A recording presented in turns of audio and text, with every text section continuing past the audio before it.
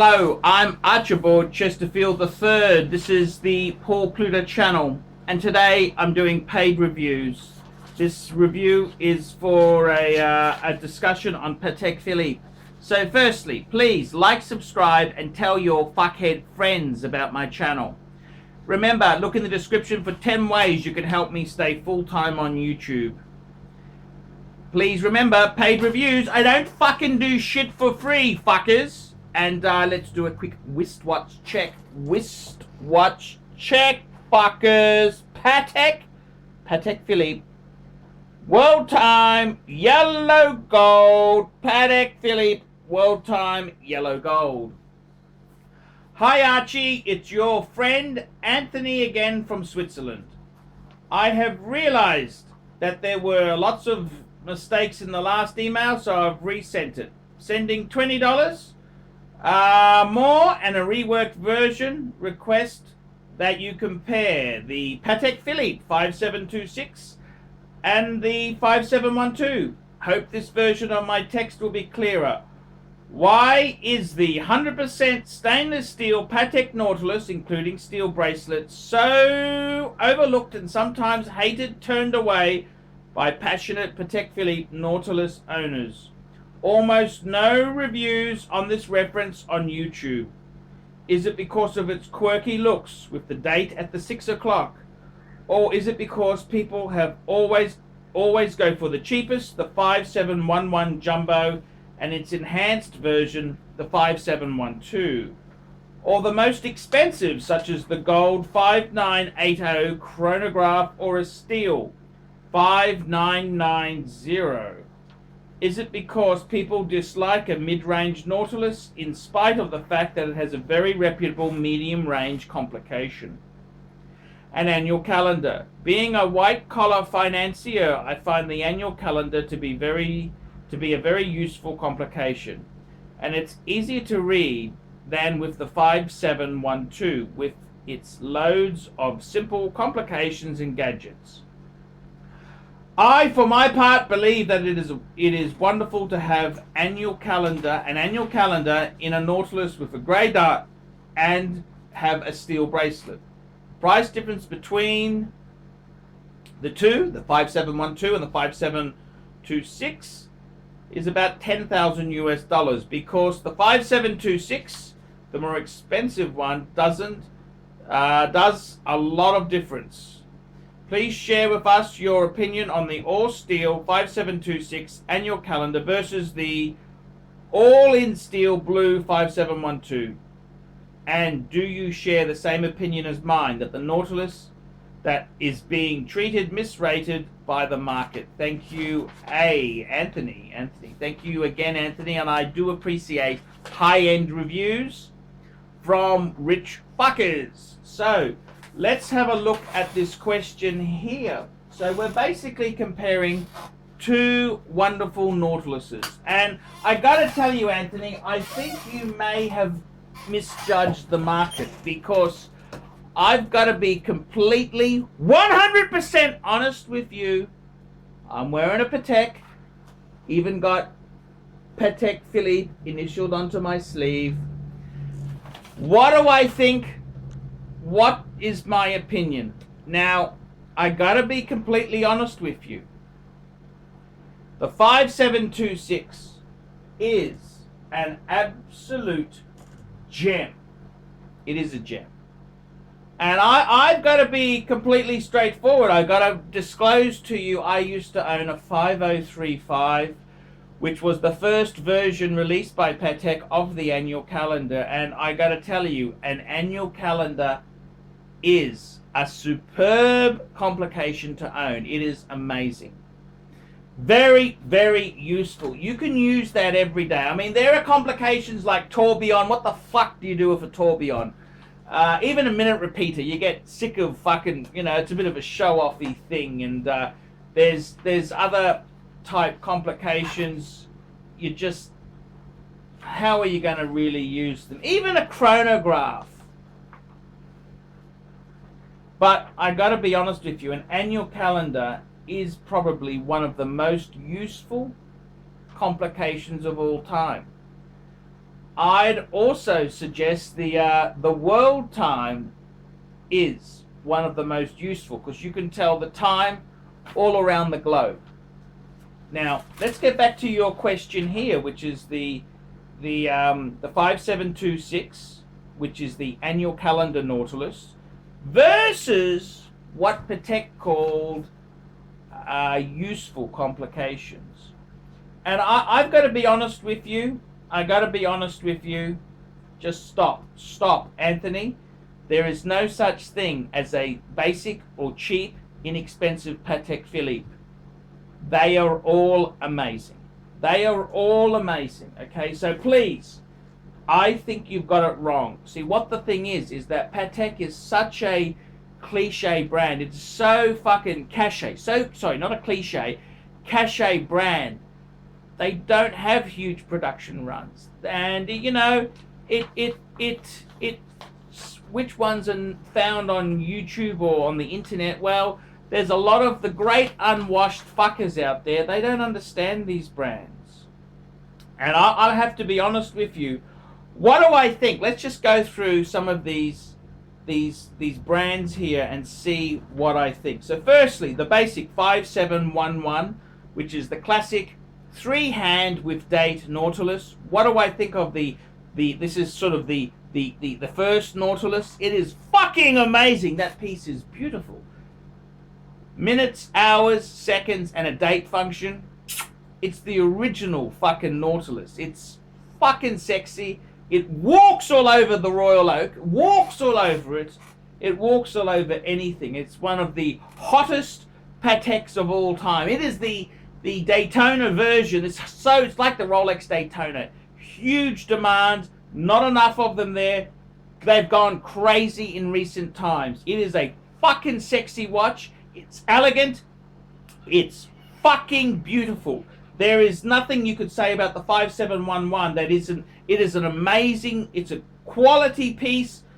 Brilliant. It uses that 324 movement, the big rotor on it. Absolutely stunning. Absolutely stunning. Amazing piece. It is as good as everyone thinks it is. The next piece, let's talk about the 5712. The 5712. And it's a very, very interesting piece here. You've got moon phase, date by hand, and power reserve. So, that's a really quite a usable complication.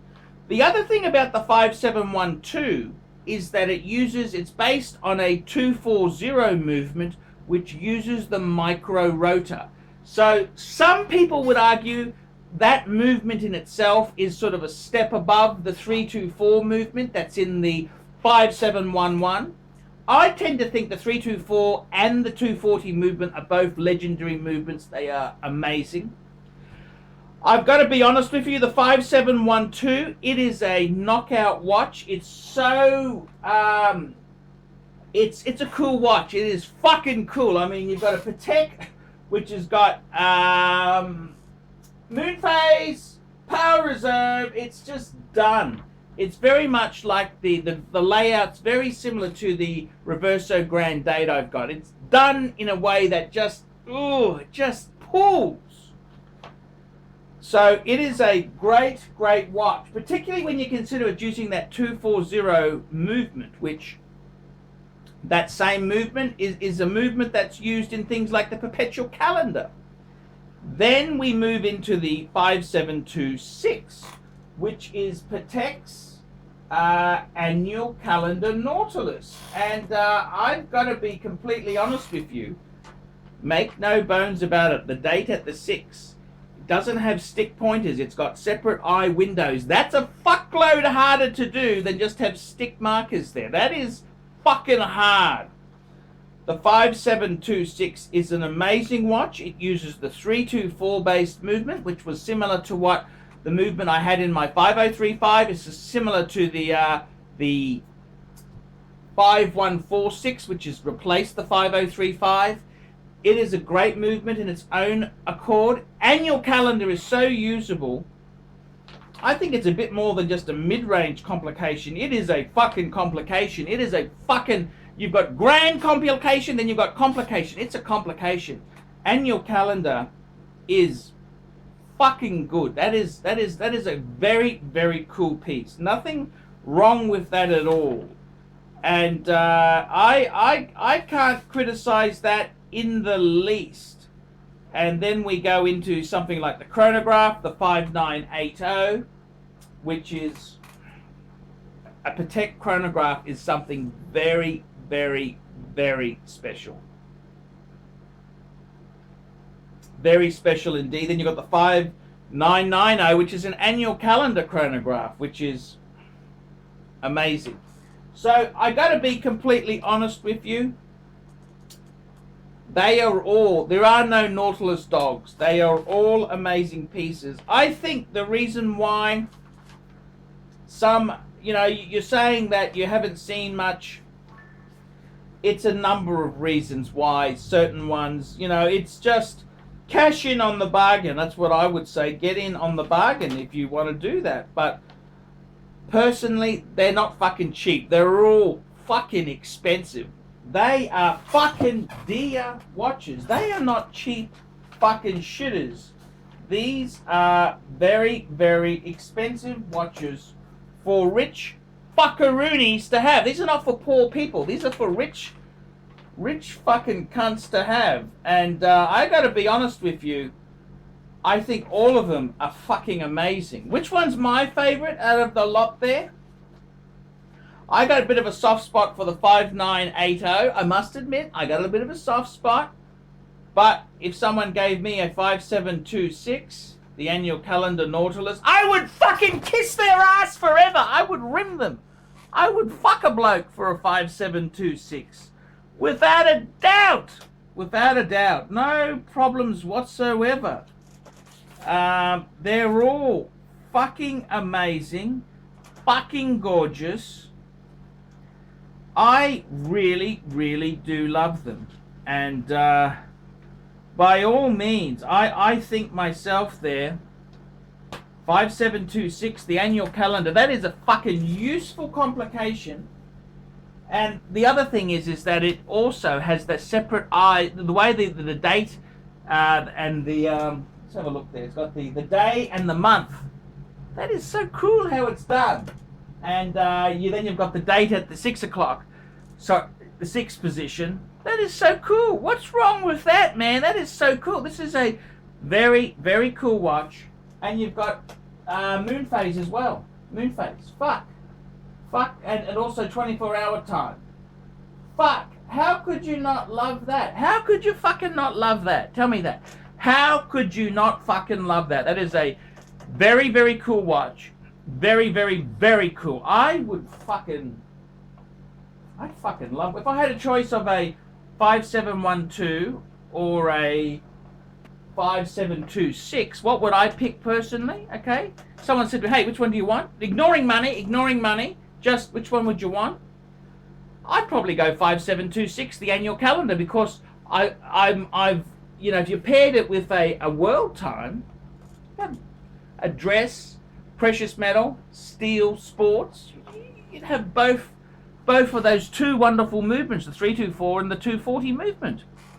So in that regards there I can't see any dogs. Anthony, I've got to pull you aside and say, I don't agree with you. I don't see anything wrong with any of those Nautiluses. They are to die for. I'd have a fucking industrial accident with a Makita. I would have an industrial accident with it's a saw. I'd have an industrial accident. I'd lose a small finger to have a 5726. There you go. It's on record. There you go, fuckers. I'd have an industrial accident to get a 5726. Amazing watch. Amazing brand. Amazing model. Buy what you like. Enjoy it. And I'm Paul Pluta, the king of prestige wristwatch channels. The Archie Luxury and the Paul Pluta channel, the best on YouTube. It doesn't get any better than that, fuckers. Paul Pluta signing out for the Paul Pluta channel. See you later, fuckers. Brown vinyl shitters. We specialize here in pre-owned Rolex watches. Rolex watch is a very special timepiece, and we always do the servicing exactly as factory specifications. We buy a pre-owned piece and we put it into brand new condition. We have Rolex certified technicians working on that. We completely disassemble the piece, we adjust and polish and change every single part of the watch. You have to have certified watchmakers that know what they're doing. If you have an expensive car, you're just not going to bring it to any mechanic that doesn't know what they're doing. You spend $5,000, it's like if you put money in the safe deposit box. And 1 or 2 years from now, you will keep having your $5,000. We have to spend a lot of money to get all this equipment together, but makes me feel I'm doing what I'm supposed to do. It's not a question of money, it's my passion. Jewelers on time, simply the best.